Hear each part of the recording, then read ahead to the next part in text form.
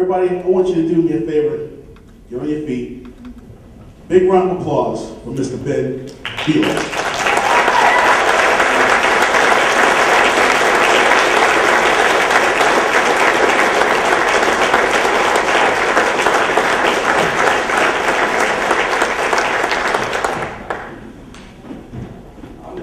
I've never done this. I gotta follow Jordan. Most of you have seen Cody talk, and for those of you that haven't, one of the things Cody says, we accept you as you are. You can be from jail or jail. And I'm here to tell you how I got to the stage today. And I'm from jail. Not from jail, but I'm from jail. So, I'm going to tell you how I got to jail and how I got here. I grew up in a really small town in western Illinois, 1,888 people. We grew up playing basketball. When you're in high school, you drove a Camaro or a Mustang, and that's pretty much what we did. Small farming community right on the Mississippi.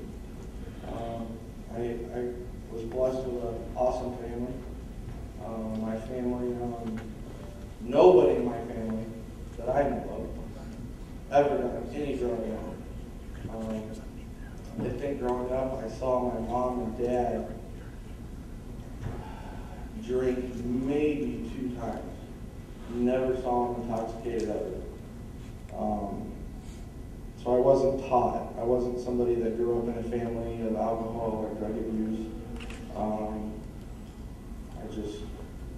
I don't know how I got here, but anyway, I graduated high school and I moved to a college town, and I had a girlfriend, and we drank a lot, and it got to the point where she said, you need to stop drinking.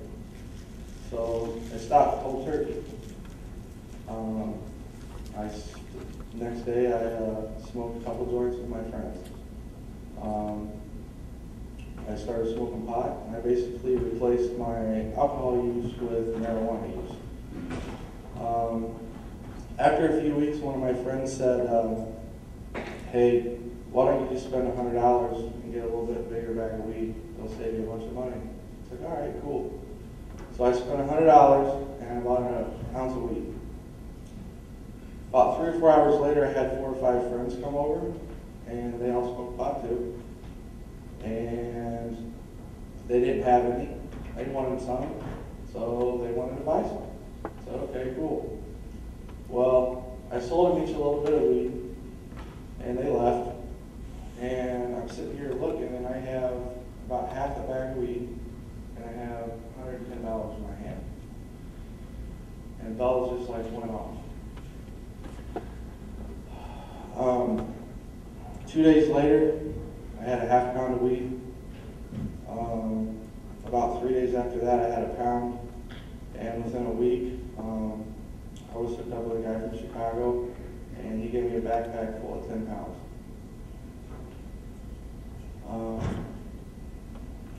Within 2 weeks, it was about 30 pounds a week. And strangely enough, I met a guy from Chicago at a car wash. And it basically just kept building. Before I knew it, I was so deep, and I don't know how I even got there. It got to the point where people knew what I was doing, they just didn't know how much. There was a point where I didn't talk to my family for probably 6 months. My mom would call me one day and she said, I know what you're doing. I don't approve of it. I don't support it. But I love you. You're my son. And that's the kind of family I grew up in. They've always loved me. They've never turned their back on me. And probably about a week or 2 after that, I found myself in Chicago, or in the south suburbs of Chicago, in a small town called Cicero. I'm standing in the back of a warehouse with 2 black guys, and there's about 10 Mexicans in there. And I'm, Chicago, drug dealers deal with millions of dollars worth of drugs, and I'm just this little guy from Southern Illinois. But I'm standing here with two black guys, and there's a bunch of Mexicans, and none of them speak English at all. And the Mexican guy comes up to me, and all I really understood was he was trying to hand me a package, and he said cocaine. And there's literally, the warehouse is probably about 3 times as big as this room, and there's pallets of stuff packaged up, and I mean pallets and pallets, and there's fork trucks moving stuff. And at the time, I really didn't get what was going on. I was more nervous because of the machine guns and people that didn't speak English. And I'm just this little white guy from a farming community, and I bought my first bag of weed 3 months before this. And I was like, okay. I had no idea. All I knew was it was cocaine. I had no idea how much was there. I had no idea how much I owed for it. I didn't have a clue. He just basically said, take this, and when you sell it, come back. I'd never even seen cocaine. I still haven't seen it. It's just in the bag, covered up. I had no idea. So on the 3.5-hour drive back to where I lived, I called a couple of my buddies and basically told them in code language that I had something different that they knew about that I didn't, and I needed their help. That night I got back to my house probably about 8 or 9 p.m. We opened it up, and it was just over a pound of cocaine, which is a lot, especially for somebody that's never seen it. Within about 3 hours, it was gone, and I had about 18 grand in my pocket. I went to Chicago the next day. I had no idea what I owed for it. The guy said, you owe me 9 grand. So I made 9 grand in about 4 hours. I was screwed at that point. I was screwed. The money and the money basically just took over my life. Making it that fast, and it was really easy for me for some reason. I don't know why it just was. So, excuse me. About 3 months later, we were doing a deal, and one of the guys there basically just said, "Hey, I got some counterfeit money," and he just gave it to us. I got caught with it at a grocery store getting money orders because I was a alleged drug dealer, and I was on a hot list, which basically meant if I was seen with a large sum of money or doing suspicious activity, that they were supposed to notify the police. And all the bars and restaurants and banks and places like that were supposed to call the police. They called the police. Police came, took my money, followed me to the police station, called my lawyer on the way. My lawyer actually beat me to the police station. And he was a good lawyer. He's now a state's attorney, actually. He had these little stickers that said, "Hugs, not drugs," which is kind of funny now. So I'm sitting in the police station. I'm really not nervous because I had no drugs. And they said, well, we're going to scan your money for traces of drugs, and we're going to copy it, and if there's any drugs on it, we're going to arrest you. Well, I knew there wasn't drugs on it because like 75% of the money was counterfeit, and a little bit was real. So about 20 minutes later, the detective comes in and says the copy machine broke. I got 2 officers in there, copying the serial numbers by hand. So about 5 minutes later, he comes back in and arrests me for possession of counterfeit money. What happened was, when they were writing the serial numbers down, they realized that 5 or 6 numbers in a row were all the same serial number. So it's funny now, it's just bad luck, but I got arrested. Next morning, they called my name and they pulled me out of the cell, and they put my had me put my street clothes back on me, and I thought I was just going to court. And they walked me outside, and there's a black car. I can't even remember what kind of car it was now. There's two white guys in black suits, white dress shirts, black ties, and sunglasses, just like you see on TV. It's a Secret Service. They arrested me, charged me federal for possession of counterfeit money. Drove me to Peoria, Illinois. I got arraigned. The only thing I remember from the arraignment was they said the United States of America versus Ben Beeler. And it kind of hit me a little bit at the time. It's like, whoa, you know, this is kind of serious. Yeah. But they let me out on bond, and I'm like, oh, well, it's not that big of a deal.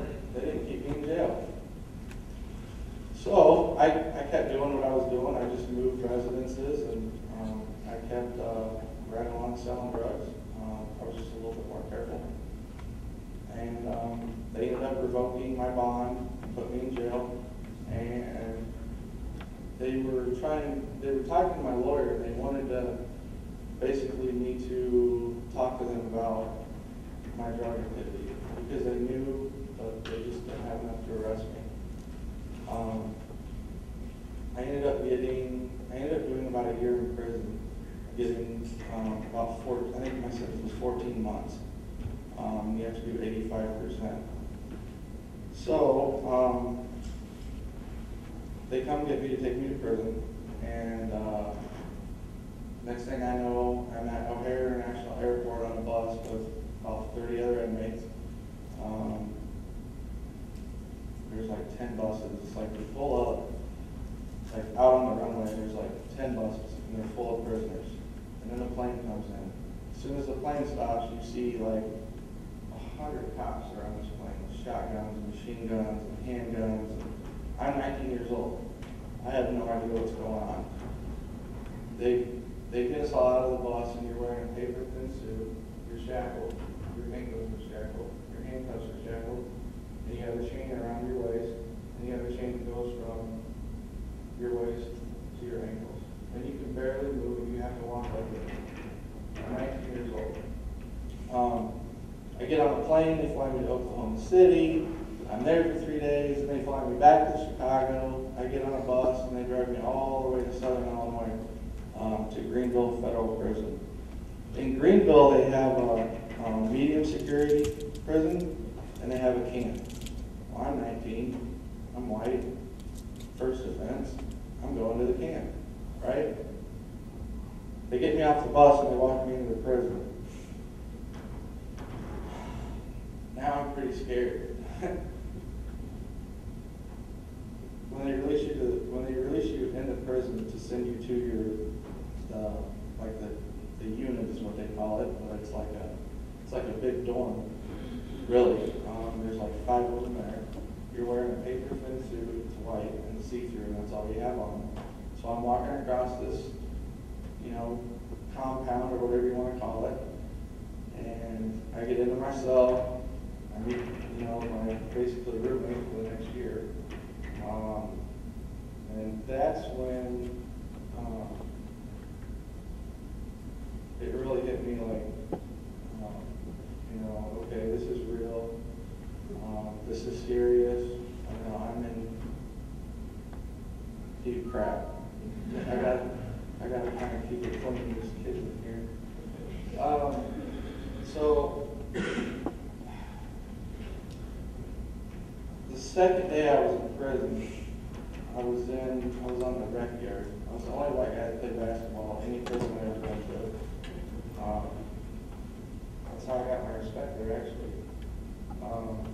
But I saw somebody get murdered about from meeting start.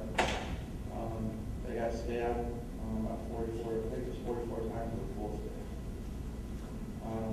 I had never seen anything like that. I didn't think that stuff was real. While I was there, my daughter, I have a 14-year-old daughter now. She was born actually right before I went there. It was an easy way for her to break up with me while I was there. But I got out. I started seeing my daughter. And one thing about the government, unfortunately, is when I got out of prison, they made me go back and live where I was doing all my bad stuff. They wouldn't let me move to like where my family moved to Michigan. They wouldn't let me move to Michigan. They made me move back to where I was. So I did that, and we were still under investigation for drugs. And being on federal probation, federal probation has no rules basically for the probation department. They called me and they said, we need to talk to you. I said, okay, so I go see my federal probation officer, and he starts asking me all these questions about my prior drug dealings and my associates and all this stuff. And I'm not going to tell you. Now, these guys don't speak English. They know where I live. Now, I was scared. And they were going to violate me because if you don't answer their questions, you're guilty. There is no, you're innocent until proven guilty. There is no right to remain silent. You either answer their questions or you go back to prison. I talked to my lawyer. I had a great attorney, one of the very few attorneys that actually really care about people. And he basically told me, you're effed. You either go back to prison or you send these other guys to prison. I didn't know what to do. I had the idea, well, I'm just going to leave the country. So I loaded up my Explorer. I had an Explorer. I loaded it up, and I loaded it up. I had stuff tied on top. You couldn't even fit a car seat in the front seat. I had it completely loaded up from the floor to the ceiling. I couldn't even drive comfortably. I left Peoria, Illinois. I drove to St. Louis, stayed there a night, drove to San Antonio, stayed there 2 days, and the next day I crossed the border into Nuevo Laredo, and I went to Mexico. And I drove through the whole country in Mexico, and I ended up in Puerto Vallarta. And I was in Mexico as a fugitive for about 14 months. It's a great country. I love Mexico. But during the time that I was in Mexico, my life was just crazy. I was 21. I drank every day, like a ton. I think I was maybe sober, maybe 2 days of the whole 14 months I was there. Couldn't see my family, couldn't see my daughter. Could very rarely ever talk to them, and when I did, it was real, like I'd go buy a $10 cell phone and call my family and then throw it away. I was scared that they were going to find me and I was going to get arrested under a major drug conspiracy charge. I ended up moving to a couple other cities in Mexico. I was in Guadalajara for a couple months. I was in a city called Aguascalientes for a couple months. I actually went to Guadalajara for a weekend, and while I was there, one of my best friend down there that I met had called me and said, hey, the FBI was just here looking for you. I'm like, oh, shit. So the first thing I did was I called my lawyer, and he's like, the other case is already over. There's a couple people that went to jail, and they pretty much dropped it. I said, okay. So I jumped on a plane, flew into Phoenix. I actually got pretty intoxicated on the plane. I have a thing for that. I walked through security, and this is September 10th, 2011, by the way. I walked through security.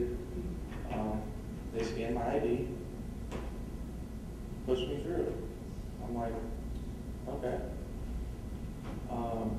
I actually walked up to the last security desk after I walked through security, and I handed him my ID, and I said, my name's Benjamin Beeler. I have a federal warrant out of Peoria, Illinois. Within a minute, I was laying down on the floor in the airport, and my shirt was pulled up over my head, and my pants and boxers were pulled down to my ankles. So I was naked basically from the neck to my ankles, laying on my stomach in the airport, and I felt 3 cold things touching my body, and they were guns. So they took me to the county jail, and I was in a holding cell for like 5 or 6 days, and I had no idea why. And then they took me to court, and September 11th happened, and everything in the whole country just shut down. So they flew me back after a couple weeks. They flew me back to Peoria. I had my violation hearing, and they violated my probation, obviously, because I left the country. They gave me 2 years, so I went to a prison here in Michigan, federal prison, Milan, Michigan, and I did exactly 2 years there. At that point, the whole time I'm in there, I'm thinking, for some reason, I was thinking, okay, the counterfeit thing wasn't that bad. I evaded the major drug case. They pretty much just kind of dropped it, or at least I thought they did. I can beat them. They can't stop me. They can't get me. They can't really get me. And unfortunately, federal prison is 99% is a college of crime. When you go to federal prison, if you're the 1%, you can change and learn. If you're in the 99%, you're going to learn how to do more crime, bigger crime, better crime, which is how it is. And that's basically what I did. I did the 2 years. Still really no relationship with my daughter that's in Illinois. I get out. My mom picks me up, spend the day with her. The next day, of course, I have to go back to Illinois. So I go back to Illinois within 48 hours. My friend Howard came down, set me up in an apartment, and gave me 2 pounds of cocaine. Here we go again. He's a slow learner. I was a slow learner. He was a slow I was a slow learner. I was a slow learner. Well, I thought I was really doing something before when I sold drugs, but now I went to a whole other level. Basically, where I lived in Illinois, it was a bunch of small towns within a 60-mile radius. There was one town of 40,000, a couple towns of like 7 to 10,000, and all the rest were like real small farm towns. Within a week, it was gone. My cocaine was gone, and I was back in business. From that point on, I got my shipment in every Wednesday at about noon, and by 3 o'clock it was gone. And that's all I did all week. I worked 3 hours a week and made about 20 grand between me and my partner. So that's why I still don't know why. I was just done, really. So I'm down to it. So this went on for about 3 years. July of 2005, I decided, enough's enough.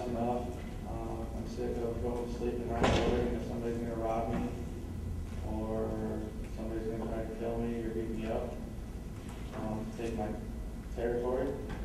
So July 2005, I stopped. I stopped cold turkey. I called my partner and said, I'm done. I'm good. I got some money. I got a couple little businesses. I'm okay. So basically 2 months go by, and it is September 15th of 2005. And me and 2 of my friends were actually standing in front of a clothing store I was opening. It was about midnight, 11:30 midnight. We just left the club. And they started walking down towards the corner, and I'm putting the key in the door, and I hear somebody say, "Hey, B." Well, everybody called me B. Ben Beeler, B, whatever. So I turned around, and all I saw was something coming at me. And I got hit in the head. A guy swung a crowbar and hit me in the head. And by then, my friends saw what happened. They came down and they chased the guy. All I remember is I'm standing at the door, and I'm trying to get my key in the door. And I get my key in the door, and I go in to the downstairs bathroom, and I look, and I have a gash from here to here, as wide as deep as a big lighter. I thought I was dead. I really thought I was dead. So I call 911. I walk out. Here comes the ambulance and the cops, and they don't even want to help me. And the first thing the cop says, you know, I got this huge gash in my head. First thing the cop says, was it drug related? And I'm like barely coherent at all, but I remember those words. So they take me to the hospital. They're not trying to help me. They do like a little CAT scan. They send it to the hospital in Peoria. And the next thing I remember is they started acting a lot different. And they told me that I was going to have to get life flighted to Peoria in a helicopter. So I got life flighted to Peoria. They ended up doing some type of plastic surgery to repair it. And I missed my, what's the bone there that can kill you? Temple. I missed a temple, they said, by less than the width of a credit card. It was like heroin. For some reason, my mom was in Illinois at the time. Was that a class reunion? You're at your class reunion. She ended up coming to the hospital. I guess it happened so you could be there, I guess. I wake up, kind of get, back on track. First thing I'm going to do is I'm going to call my partner in Chicago. Whoever this is going to get it. They're going to get beat up or something, right? So I call my buddy's phone. He doesn't answer. His name was Joker. He was a Mexican. So I call his house. His brother answers the phone. And he's like, he's gone. And I was like, all right, when's he coming back? I need to talk to him. I got jumped last night. And his brother's like, no, man, he's gone. He's like, I can't talk to you on the phone. Just look on the internet. He's gone. He's dead. The nurse brought in a computer, and I looked. I found it on the internet, and he was at one of his houses in Harvey, Illinois. And what happened was there was a drug deal set up by the DEA, and they kicked in the door, and my partner pulled a gun and shot the first cop that walked through the door. Dead. Second cop that came through the door, he shot him too. That cop lived. My partner and my best friend at the time was shot 6 times in the back, 8 blocks away from where the shooting started. It was Joker against the DEA SWAT team. There was 371 rounds fired in the gunfight.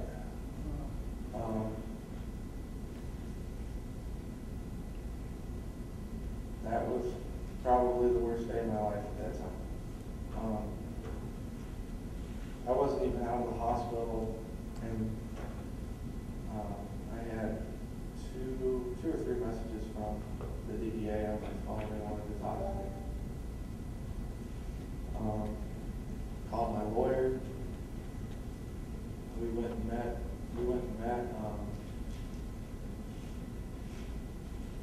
With the DEA to see what they had, and they walked in and they got folders. We walked into our little meeting with the DEA to see what they had. They got folders, and I mean folders, and I have no idea what's in them. And the first thing they did was they opened the top folder, and they pulled one piece of paper out and slid it to me. And it was a federal indictment. I was already indicted. They just hadn't served the warrant yet. And my initial charge, which Joker was on it too, was 375 kilograms of cocaine and 8,000 pounds of marijuana. I've never got caught with a drug ever in my life. And they charged me. And it was on the news, it was in the newspaper. My family had to go through this stuff again.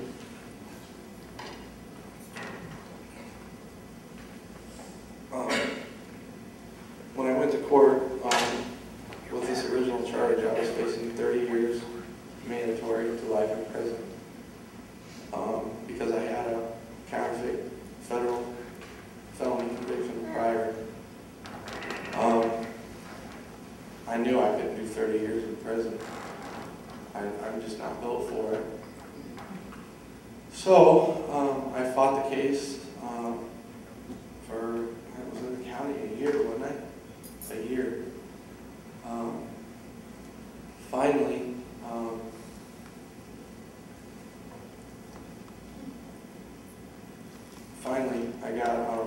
I took a plea bargain. The only thing that saved me from 30 years or life in prison was the fact that I was the only one on the case. If they would have got my partner alive, we would have both, I wouldn't be here today, we'd both be doing 30 years to life in prison. There's no way to beat it. I'm not glad that he's dead, obviously, but it's just one of those things that happen, and it's one of the reasons why I'm here today. So, I go back to prison again, third time in federal prison. This time I go to Terre Haute, Indiana, which is the worst prison probably in the federal prison system. It's really bad. I get out. This time they let me go to Michigan. So now I'm in Michigan. I work with my older sister's husband. I'm doing good. I'm not around drugs. I'm not with drugs. I'm not doing drugs. And I meet a girl. We have a, I guess, I thought it was a decent relationship at the time. My mom was always saying, "What in the hell are you doing?" And my sister started saying that. She's in the back too, by the way. Nobody really knows Brandy. This is her first SendOutCard event. Why don't you stand up? Say hi. Just a quick story about Brandy. When I was doing my thing, being a real bad boy, she lived in my parents' old house in Illinois after they moved to Michigan, and I was living in another town. And I'd borrow her car once in a while. And I remember one day I woke up and I had like 10 missed calls from her. I'm like, this is weird. She doesn't do that. So I call her back and I'm like, "Hey, what's up?" And she's like, "Did you effing forget something in my glove box?" Uh-oh. You remember that? Yeah. I left it down in her glove box. So, sorry. A long time ago. We moved past that, right? So, okay, so I'm in Michigan. I got a girlfriend. I got a job. I'm staying with my sister and her family. Everything's going good. I actually, my girlfriend got pregnant at the time here in Michigan. We actually were going to get married, and I got arrested. While I was in the halfway house, like under this release program, for something I didn't do. And within a week, they dropped the charges. They figured it out. They dropped the charges. No big deal, right? No big deal. So I'm living out in the country with my girlfriend. She's pregnant. Everything's good.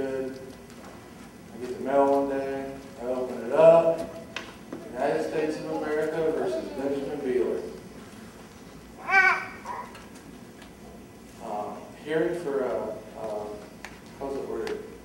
Motion to revoke probation. Because I got arrested. I'm like, there's nobody in hell that's going to be in prison for something I didn't do. Not after this. I got a job.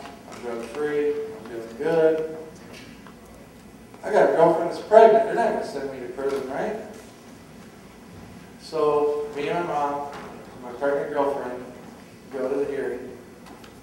And I think you might remember this, but I'm dressed in my suit. I had a public defender. It's couldn't afford, federal attorneys are so expensive. I have a public defender. So it's me, my mom, my pregnant girlfriend at the time, and my attorney. So we're walking through security, and the security guard, you remember that? The security guard looks at me and he says, what room is your client in?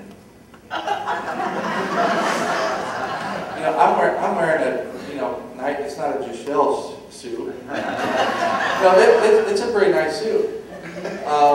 As soon as he said that, and I turned around and I really looked at my attorney, I knew I was done. Me too. Right then and there, I knew I was done. So we go to the hearing, and the government's like, the way the government in probation, it's actually worded, is you don't have to commit a crime. You don't have to be found guilty of a crime. To be violated of probation, it has to be proven that you likely could have committed a crime. That's exactly what it says. You likely could have committed a crime. It's a possibility that you could have done it. So the government says their stuff, we say our stuff. The judge says, the judge's exact words were, you're not going to pull my heartstrings. Back to prison I go. Now I'm at another prison in Southern Illinois for something that I really didn't do. And I was there, I don't even remember how long I was there, to be honest. About a year and a half. It was close to 18 months. My pregnant girlfriend had my son while I was there. That was the hardest time because I knew that I should have been there legally. Probably about 2 months after my son was born, I was talking to his mom. We were still boyfriend and girlfriend, engaged. Something was different in her voice. She told me if they couldn't afford the house, we were moving out of the house. And then a couple weeks after that, we're just friends. We're just going to be friends. It crushed me. I went through the most serious anxiety and depression that I could ever imagine at that point in time. The day that she did that was the day that I first got a SendOutCard. Most of you know my mom and Gail's story, how they met, but first card that she sent, like seriously, that card that day saved my life. The words that were in it were from her heart, and it gave me hope. My mom's the most positive person I know. That's where I get it. The glass is always half full. After that, I started getting all kinds of cards, picture cards, cards for no reason really. Just basically to stay in touch. My cellmate there, some of you know the name Vito. His name is Vito, the Italian guy from Wisconsin. absolutely has nobody, well, he had nobody in his life at all. All of his family turned on him. He's got no friends, no family at all. I befriended him. After a while, getting these cards from my mom, they started to affect me in there in a way that I can't even explain to you. So one day I asked my mom, I said, hey, would you send this guy a card or a letter? Would you send him a card? He needs some cards. And, I don't know this guy. You want me to send some guy to federal prison a card? But she said, yeah, sure. I told her about him, and she sent him a card. She got back five-page handwritten letter, front and back on legal paper. Long letter. This guy could write like 100 books in a week. He writes so much. But anyway, I ended up getting out and came home. And now, to this day, my mom and her husband Mark, and now Gail, they all stay in contact with Vito, and we're his family. Only family he's got. Probably won't ever get out. His life has changed because of the card she sent me. Because the card got picked out of the trash.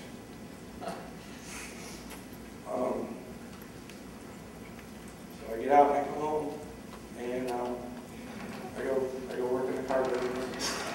I was good at it. And we started sending cards to my customers.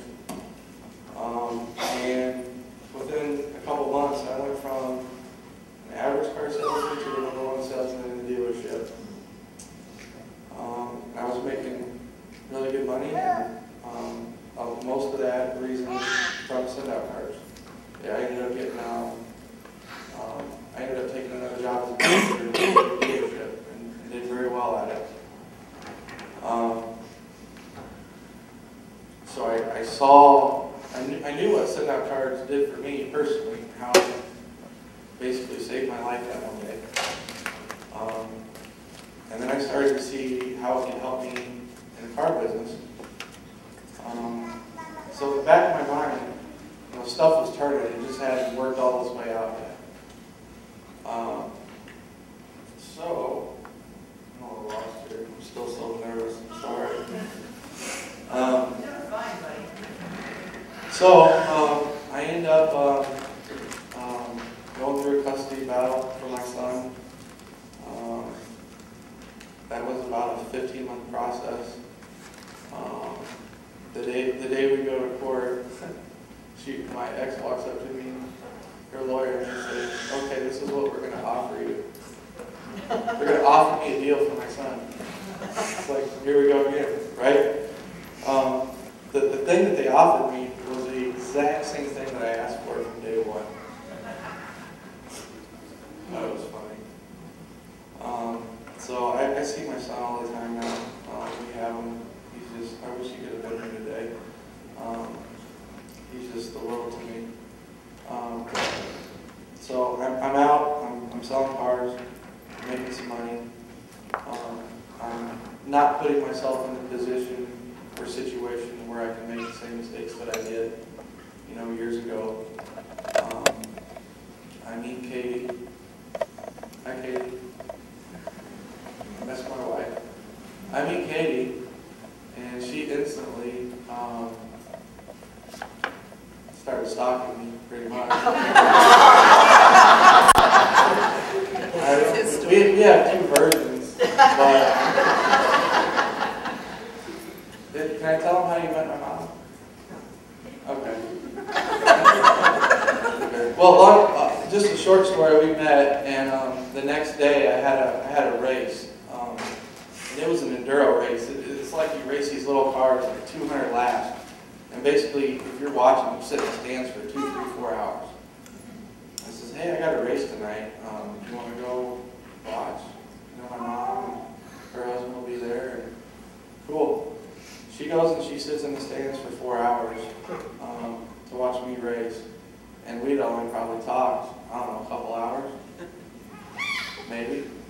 So she spends more time with my mom the first 2 days that we knew each other than she did with me. And she made it through the whole race, so I knew I pretty much had to keep her then. I found my race wife. So we now have a 9-month-old. She's back there holding her Allie. My wife, Katie, Allie, my mom, and my family, that's my why. I'm not going back to jail. And I want to help other people not go back to jail. And SendOutCards is a way for me to do, a couple of those things.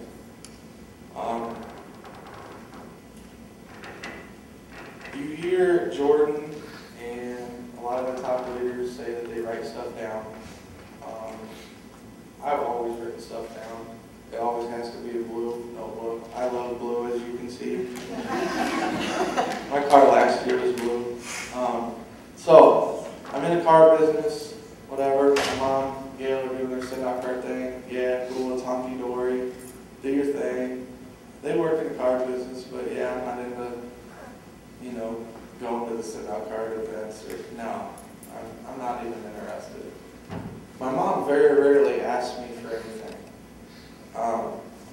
And last September, whenever, she said, hey, there's a SendOutCard treat and write event in Detroit. I want you to come. Okay, I'll go. No big deal. So I go. They didn't drag me, but I'm like, all right, whatever. I'm gonna go to Detroit for a weekend, stay with my mom. This is gonna be a lot of fun. He hasn't been on trips with me very often. That's right. No. We are a lot of fun. Well, I had an awesome time. It was fun. So I go to the Treat 'em Right. It's my first SendOutCard event. I know nothing about the business. I just know that the cards work and that they're easy to do. So I do the first Treat 'em Right. I met, Jordan and Roger and Cody and some other people there. It was just a lot of fun, and it all makes sense to me. You always hear Jordan talk about leverage and, linear income and all this stuff, and that's what really clicked in my mind. The idea of doing something once and getting paid once, or doing something once and getting paid multiple times, that's just how my brain works. So, we come back from the Treat 'em Right. It was probably less than a week. I signed up my first subscription. 91 days later, I was promoted to senior manager.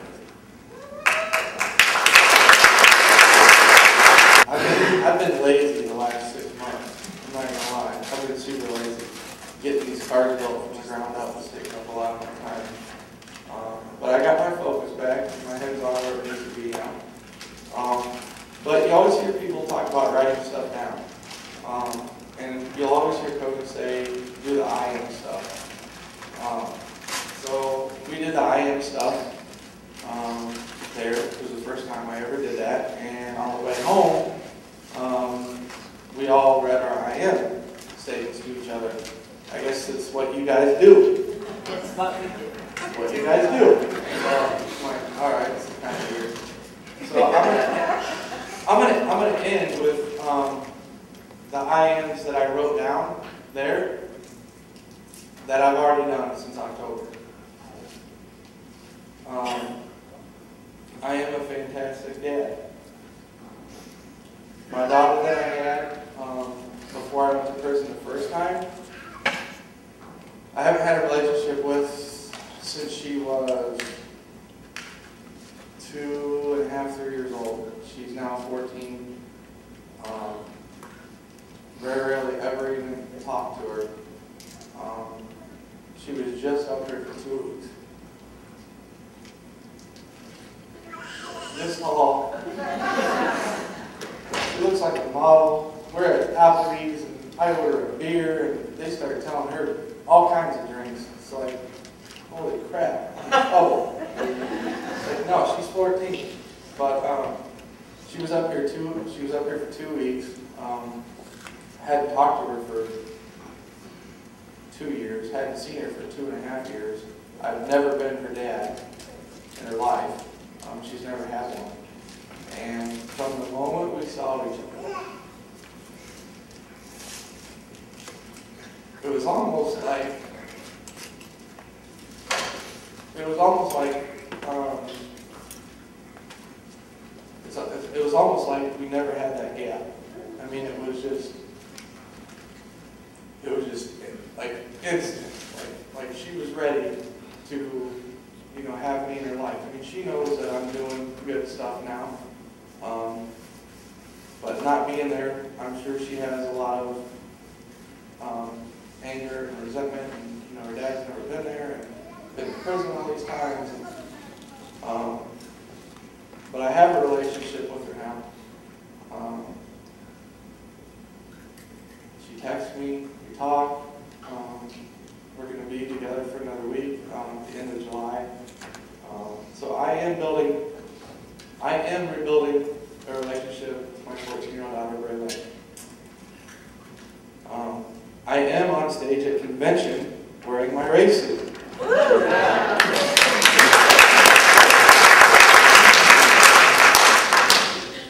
I am helping people act on their promptings. I am the owner of a badass race team. A few weeks ago I won the race here at Kalamazoo Speedway. I wrote down, I am winning races.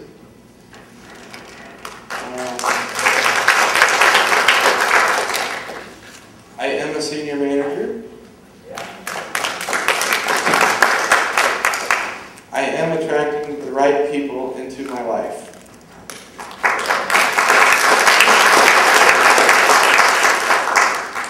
I am a stand on your feet and cheer each other on person. I am writing SendOutCard songs, which I just wrote one. I actually wrote one a few weeks ago, and I'm getting on a plane to fly to Vegas. It just happened so fast to record a song without visiting Rashawn. And I'm looking at it, and I'm like, something just ain't right about this, and I completely rip up the whole song. I'm waiting in the airport. And I get on the plane, and I write the whole song on the way to Vegas, and I hand it to them guys, and they're like, whoa, this is dope. And there was like seriously 3 or 4 words changed on the whole song, and that was it. I think we're going to hear it later today for those of you that doesn't have it, but it's pretty cool. So I am writing a SendOutCard song. Jordan, come up here just for a second, real quick.